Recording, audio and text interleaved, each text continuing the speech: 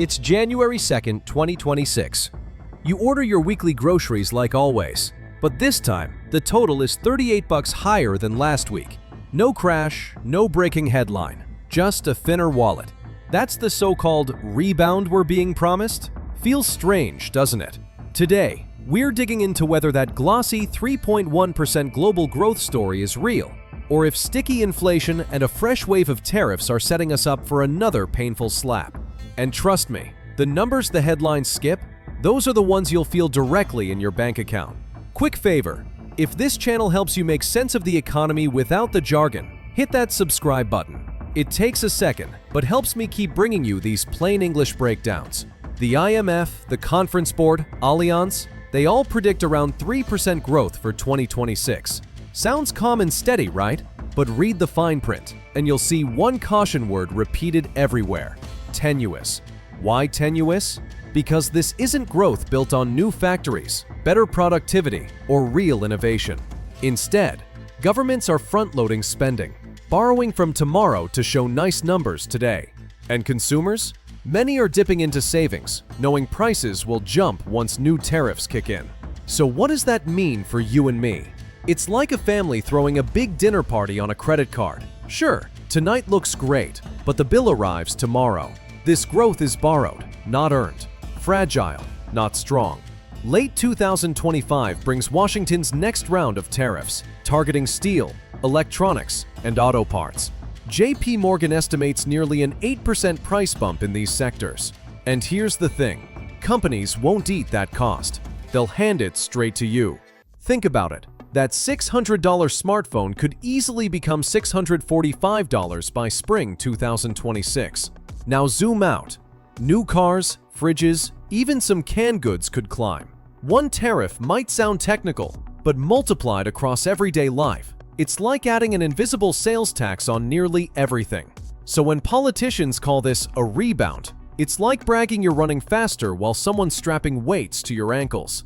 It's not real progress if the cost of living races ahead of your paycheck. Remember the word transitory? They told us these price spikes were temporary. Well, here we are. 3 years later, core inflation is still above 3%. Even the conservative Cleveland Fed projects 2.6% in 2026, still above the Fed's comfort zone. JP Morgan actually expects inflation to re-accelerate to 3.3% before cooling. Translation? Whatever raise you fight for, inflation eats it alive. A 3% salary bump won't matter if your real purchasing power slides 4 to 5%. It's like being on a treadmill where the speed keeps rising. You're moving, but you're stuck in place, panting harder with nothing to show. Now, the elephant in the room, federal debt. It just smashed past $33 trillion. Servicing that mountain now costs more than defense spending. Let that sink in. Markets expect the Fed's rate around 3.5% by late 2026, with mortgage rates near 6%. That means housing and construction, normally engines of recovery, are choked off. And forget about big new stimulus checks. Washington simply can't afford them anymore. Economists call this a fiscal straitjacket. High debt forces rates to stay high, which keeps borrowing expensive and growth weak. No quick fixes, no cheap money era. So let's connect the dots. Tariffs quietly raise prices. Inflation makes sure those higher prices stick. High rates make borrowing painful for homes, cars, or even appliances. That's not a healthy rebound. It's stagflation light.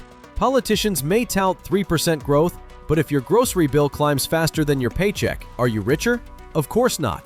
For most households, the rebound is statistical, not real. You'll see it in reports, but you won't feel it at your kitchen table.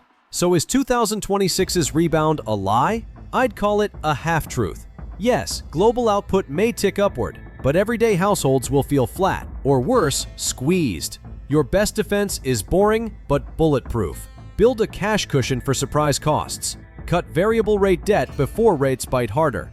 And stick to essentials until inflation really falls below 3% for 2 straight quarters. If you appreciate breakdowns like this, smash that subscribe button and drop your 2026 prediction below. Are we heading for a boom, a bust, or just more blah? Let's crowdsource the truth together.